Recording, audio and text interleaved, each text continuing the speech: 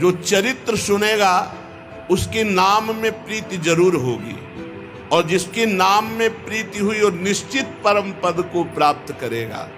समस्त पापों का नाश करने वाला अत्यंत गोपनीय ये चरित्र हमने सुनाया।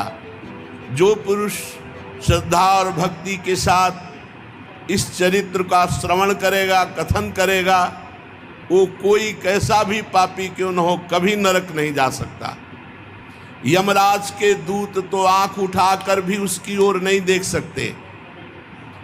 उस पुरुष का जीवन चाहे कितना पापमय रहा हो, जो भगवान नाम उच्चारण करेगा, इस चरित्र को सुनेगा, वो निश्चित वैकुंठ की प्राप्ति करेगा।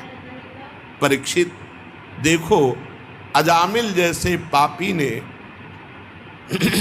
मृत्यु के समय पुत्र के बहाने नारायण नाम उच्चारण किया तो उसे वैकुंठ की प्राप्ति हो गई। फिर जो श्रद्धा के साथ भगवान नाम जपते हैं उनको क्यों नहीं भगवत प्राप्ति हो जाएगी। अब तो यमराज के दूत जब भगवान यम के पास पहुंचे तो उनको बड़ा आश्चर्य हुआ, क्योंकि दो भगवत पार्षदों ने यमपास काट दी और उनको वहां से विदा किया। एक तरह से यमराज के दूतों का अपमान ही तो हुआ। तो संयमनी पुरी में जाकर के यमराज के दूतों ने हाथ जोड़ करके कहा, यमदूतों ने कहा, कति संति शास्तारो जीव लोकस्य वै प्रभो त्रैविध्यम कुर्वतः कर्म फलाभिव्यक्ति हेतवा।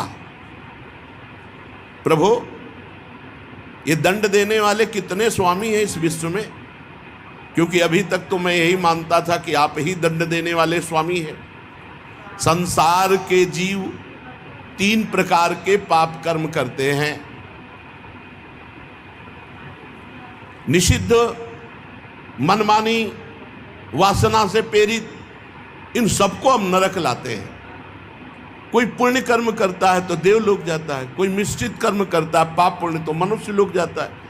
हम ये मनमानी वासनाकृत पाप करने वालों को यहाँ जबरदस्ती लाते हैं और दंड देते हैं। प्रभु, लेकिन दंड देने वाला शासक तो केवल आप ही है।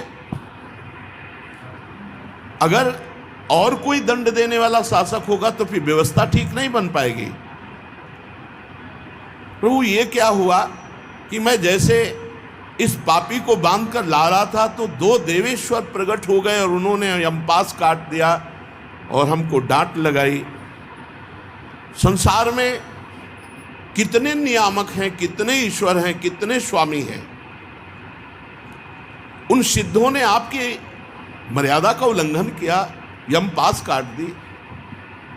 प्रभु, आपका उल्लंघन कर सके कोई ऐसा त्रिभुवन में नहीं है। मैं उस पापी को यातना गृह की ओर ले जा रहा था, उन्होंने बलपूर्वक मुझे रोक लिया। मैं ये जानना चाहता हूं कि क्या आप अधिकारी हैं या आपसे भी बढ़कर कोई अधिकारी है। यमराज से यमदूतों ने ऐसा प्रश्न किया। प्रभु, बस उस पापी के मुख से नारायण निकल